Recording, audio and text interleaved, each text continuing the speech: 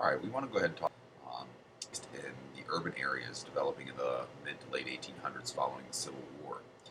We talked about one of the effects of the development of the railroads west was the cowboy life, the effect on Native Americans, and the frontier life that developed because of that. But also because of that, and all the resources that were able to be moved on the railroads that made that life possible, you also get the growth of the cities in the east. And some of the big problems they had were just simply the size of the cities, urbanization, where a lot more people started to move from rural areas into urban areas.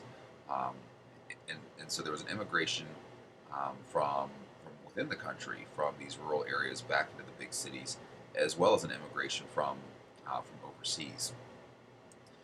Again, the causes there being the improved farming technology, where you didn't need as many farmers, so they had to find some other way to sustain themselves, and that was usually by finding a job in the city, and the immigration from foreign countries. Uh, the culture in the cities um, was varied. A lot of times, very different cultures would live within blocks of one another, and so oftentimes in the cities there were clashes as these different cultures came together.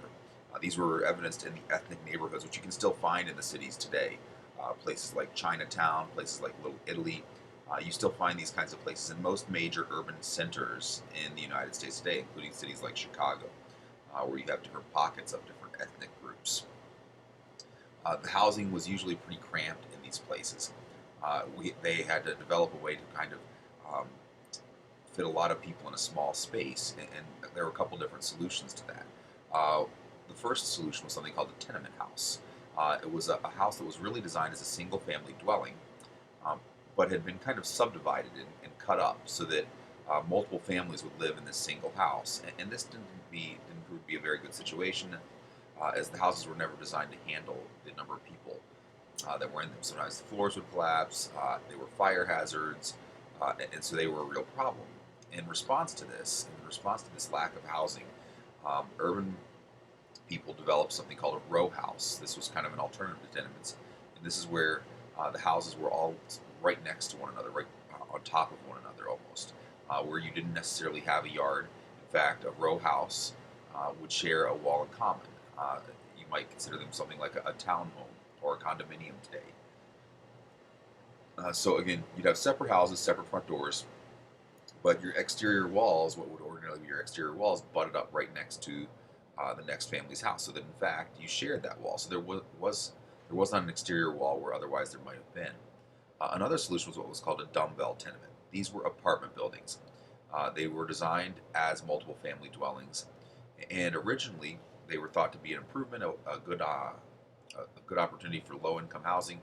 But what ends up happening is a lot of the poor people end up moving there, and the dumbbell tenements become slums, and the conditions become absolutely deplorable in a lot of these dumbbell tenements as the poor move into them. Another big problem faced because of this rapid urbanization, this growth of the cities, was transportation. How do you get around? Um,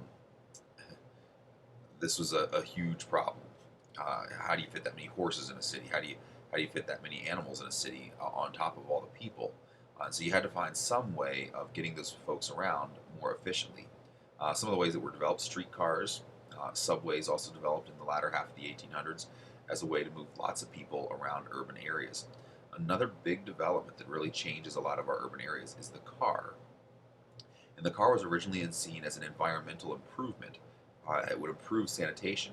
Sanitation was another big problem in our cities, in large part because most people got around the city either by walking or by horse, and horses poop. And so this would all end up in the street. So how do you get rid of it? And a lot of times storm water would run off, and so this would spread disease, things like typhoid and cholera. Uh, and so it was a big problem. How do you deal with that? Well, one way was to get rid of the horses. The car enables us to do that. Another way was by treating our water, treating it with chlorination, and that kills off a lot of the microbes that cause diseases like typhoid and cholera. Also, developing garbage removal systems where you could go ahead and you would have garbage men, folks who come around, remove the garbage, and get it out of the cities. Public sewers were being developed where cities were putting in sewage systems, and this was a huge development in the 1800s. Another big problem that came with urbanization was street gangs. Uh, prior to the to the 1860s and 1870s, cities didn't have their own police forces. The first city to develop its own police force, a full-time police force, was New York City in 1844. Prior to that, there were no police in our country.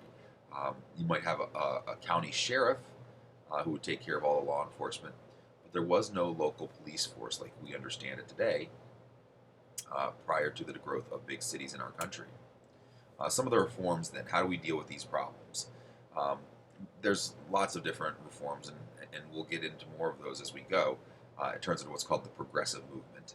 But a lot of the reforms center around religiously motivated people. Things like the social gospel, the Foursquare Gospel, which emphasizes the role that helping the poor plays on salvation. This leads to the Salvation Army, where you basically achieve your salvation through service to the poor. That's one way that you attain salvation, by saving others. And the Salvation Army, of course, still one of the most charitable organizations that we have around today, and traces its roots right back to the social gospel movement in this time period in the 1870s, 1860s, 1880s, right in the latter half of the 1800s. Another movement to help deal with some of the problems in big cities was something called the Settlement House movement. Probably the most notable was here in Chicago. It was called Hull House. It was founded by two ladies, Ellen Gates Starr and Jane Addams. In fact, we have an expressway named after Jane Addams today. And the idea behind Hull House was it was going to go ahead and help the urban poor to overcome poverty. It was going to reach out and offer things like education programs, obviously offered food to those who could not provide it for themselves. It offered child care for single mothers who couldn't afford it themselves, so that they could go out and support their family. All those types of things. This is really the beginning of a lot of the social programs that you see today with our government. Another famous example of a settlement house was Henry Street House, founded by Lillian Wald in New York City. And again, you'll see these are a lot of the same folks who were your abolitionists, who were your folks who were prohibitionists, a lot of them pretty religious people, and a lot of them were women taking on a lot of these social causes. And those are some of the ways we try to address problems in our big cities.